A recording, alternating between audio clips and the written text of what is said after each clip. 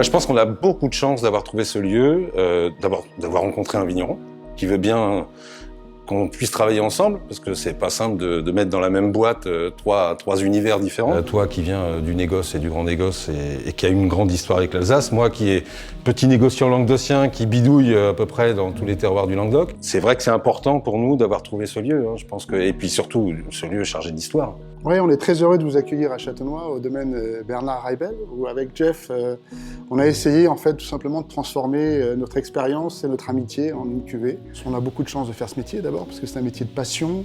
Et là, cette année, on s'était dit, pour 2018, qu'est-ce qu'on pourrait bien faire? C'est vrai qu'on avait un peu de temps. Hein, oui, on s'est dit, tiens, c'est le temps. Donc on va se lancer dans une nouvelle aventure. Et la nouvelle aventure, c'était d'essayer d'élaborer sur ces grands terroirs alsaciens, eh bien ma foi, un Riesling en agriculture biologique, et en plus pour aller jusqu'au bout du concept, sans soufre, donc sans sulfite ajouté. Exactement.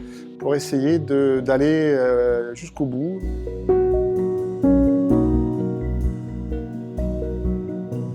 Et pour aller jusqu'au bout du concept, donc sans soufre et sans sulfite ajouté, ni à la vinification évidemment, mais ça on en fait tellement aujourd'hui, mais jusqu'à la mise en bouteille, il nous fallait un obturateur qui soit dans ce raisonnement-là.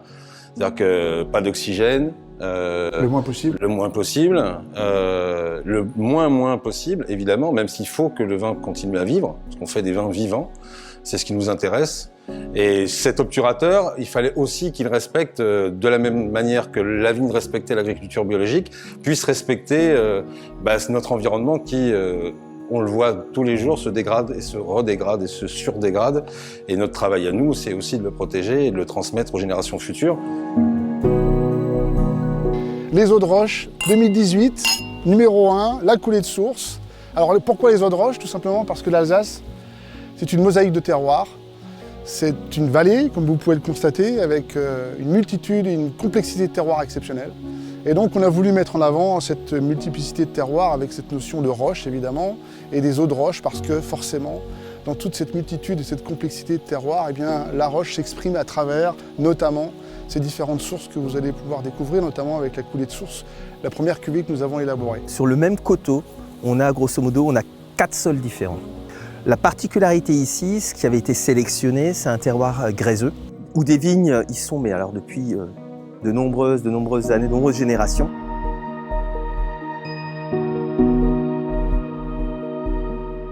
Je dirais qu'à un moment donné, ce type de vin, encore plus que d'autres types de vins, surtout sans soufre rajouté, aujourd'hui, c'est des vins, il faut vraiment être derrière et pour pouvoir, je dirais, suivre son évolution, pour être certain qu'il ne part pas sur un mauvais chemin. Et après, pour le garder sur le chemin, un bon bouchon. Un bon bouchon.